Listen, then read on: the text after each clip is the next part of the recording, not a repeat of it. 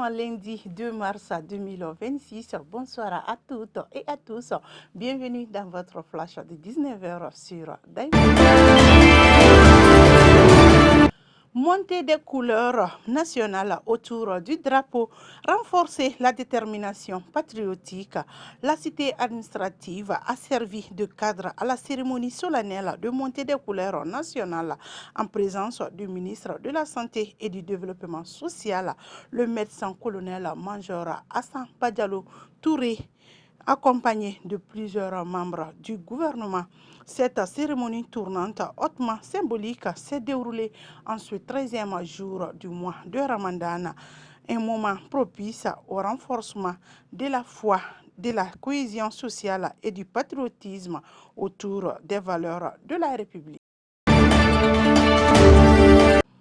À Bamako, un groupe se faisant passer pour des agents des forces de l'ordre a été neutralisé à Bamako. Selon la police nationale du Mali, ces individus utilisaient de faux uniformes et des fausses cartes pour estorquer, voler et intimider des citoyens. Après plusieurs semaines d'enquête menées par le commissariat de Trokoroboku, 3 suspects ont été interpellés à Djalakoroba sur la route de Sikasso.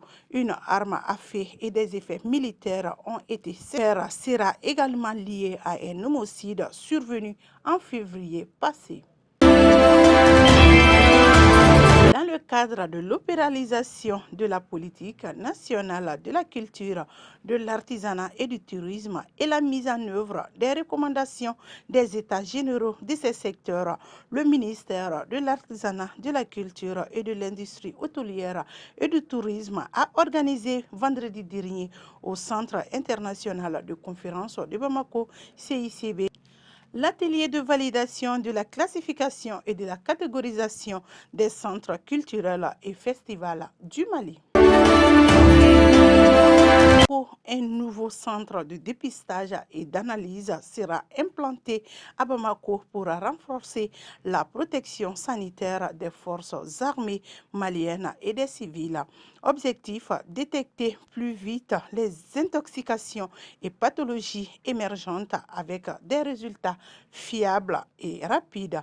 Doté d'un laboratoire moderne sur 420 mètres carrés, le projet représente un investissement de 2 milliards de francs CFA, incluant aussi la rénovation du laboratoire des sapeurs-pompiers de Dravella.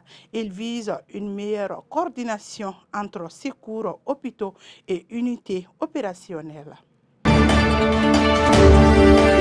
Le monde de la culture a rendu hier dimanche 1er mars 2026 un dernier hommage à Bongana Maïga, icône de la musique africaine. Décédé le samedi 28 février dernier, l'artiste a été accompagné à sa dernière demeure à son domicile à Bakodji-Koroni Golf dans une atmosphère empreinte de recueillement et d'émotion.